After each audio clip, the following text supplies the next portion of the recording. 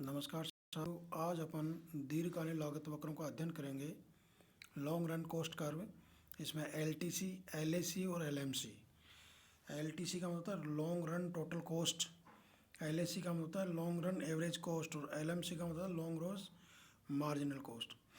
तो दीर्घकालीन कुल लागत यानी कि दीर्घकाल, देखिए दीर्घकाल में सभी साधन परिवर्तनशील होते हैं,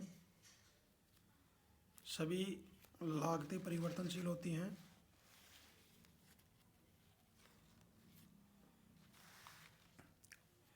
और यहाँ पर संयंत्र का जो आकार है वो भी बदला जा सकता है। तो दीर्घकाल में किसी वस्तु के उत्पादन में जो लागतें आती हैं उन सब का योग दीर्घकालीन कुल लागत कहलाती है।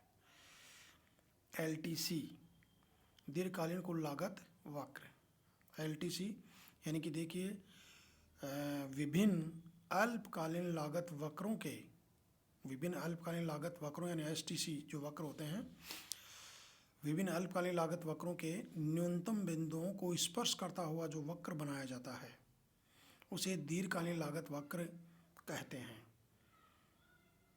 विभिन्न अल्पकालीन लागत वक्रों के न्यूनतम बिंदु को स्पर्श करता हुआ जो वक्र बनाया जाता है उसे दीर्घकालीन लागत वक्र कहते हैं।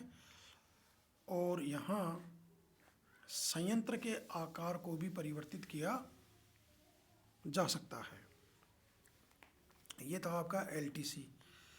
और दीर्घकालीन औसत लागत वक्र एलएसी यानी कि long run average cost, long run average cost LAC. दीर्घकालीन कुल लागत को उत्पादन की मात्रा से विभाजित करके दीर्घकालीन औसत लागत प्राप्त की जा सकती है। यानी कि एलएसी कैसे निकालते हैं अपन, एलटीसी अपॉन क्यू, यानी कि एलटीसी का मतलब होता है लॉन्ग रन टोटल कॉस्ट, यानी कि दीर्घकालीन कुल लागत में अगर उत्पादन की मात्रा का भाग दिया जाता है तो प्राप्त मान एलएसी के बराबर होगा। अर्थात LAC equal to LTC upon Q, जहाँ एलटीसी है दीर्घकालीन कुल लागत और क्यू क्या है उत्पादन की मात्रा और एलएसी क्या है लॉन्ग रन एवरेज कॉस्ट, यानी कि दीर्घकालीन औसत लागत एलएसी है।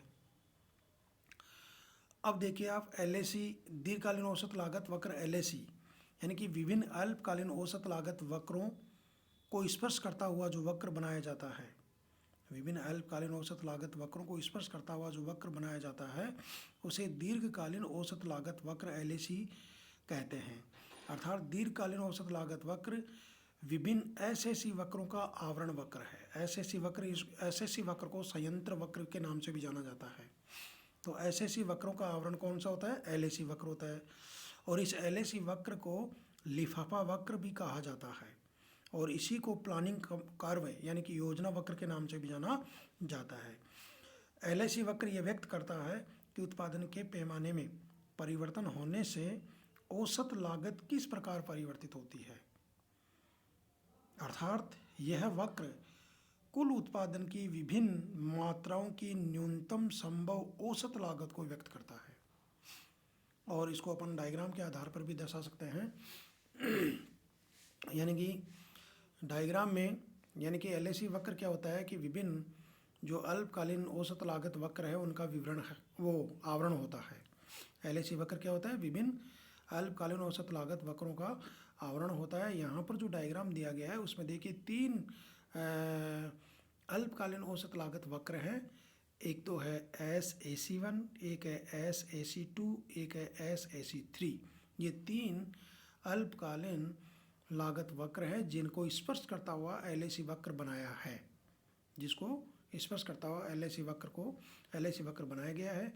और ये जो एलएसी वक्र है ये विभिन्न जो अल्पकालीन औसत लागत वक्र है उनको स्पर्श करता हुआ खींचा गया है। और ई जो बिंदु है यहाँ पर वह है क्या है, यानी कि अल्पकालीन औसत लागत वक्र SAC2 के न्यूनतम बिंदु को स्पर्श करता हुआ एलएसी वक्र गुजरता है। साथ ही यहाँ एलएसी का न्यूनतम बिंदु भी है।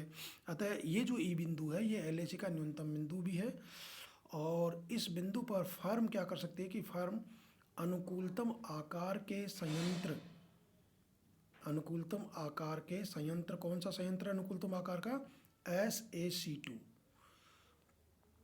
अनुकूलतम आकार के संयंत्र का प्रयोग करके अनुकूलतम दर पर यानी कि न्यूनतम लागत पर अनुकूलतम उत्पादन करती है।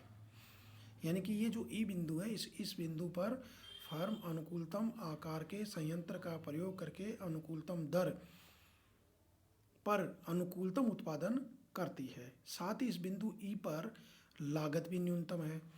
LAC अल्पकालीन औसत लागत SAC को न्यूनतम बिंदु से पहले ही स्पर्श करता है। LAC जो वक्र है यानी कि दीर्घकालीन औसत लागत वक्र है, वो अल्पकालीन औसत लागत वक्र फर्स्ट को यानी कि SAC1 को न्यूनतम बिंदु से पहले ही स्पर्श करता है। अतः अल्पकालीन औसत लागत SAC1 अनुकूलतम से कम आकार का संयंत्र है। अतः अल्पकालीन औसत लागत वक्र जो SAC1 है, यह अनुकूलतम से कम आकार का संयंत्र है। अतः यहाँ फर्म की क्षमता का पूर्ण उपयोग नहीं होता है तथा लागत अधिक आती है। इसी प्रकार LAC वक्र SAC3 को यानी कि अल्पकालीन औसत लागत वक्र SAC3 को न्यूनतम बिंदु से बाद स्पर्श करता है। अतः SAC3 अनुकूलतम से अधिक आकार का संयंत्र है जो फर्म की क्षमता से बाहर है। साथ ही M तथा P यानी कि जहाँ पर LAC वक्र स्पर्श करता हुआ निकलता है, गुजरता है, पर लागत ई बिंदु की तुलना में अधिक है। अतः ई बिंदु ही अनुकूलतम उत्पादन का बिंदु है। साथ ही LAC को विभिन्न SAC वक्रों का आवरण वक्र यानी कि लिफाफा वक्र, आवरण वक्र और योजना वक्र, इन तीनों नामों से जाना जाता है। ये था आपका LAC वक्र।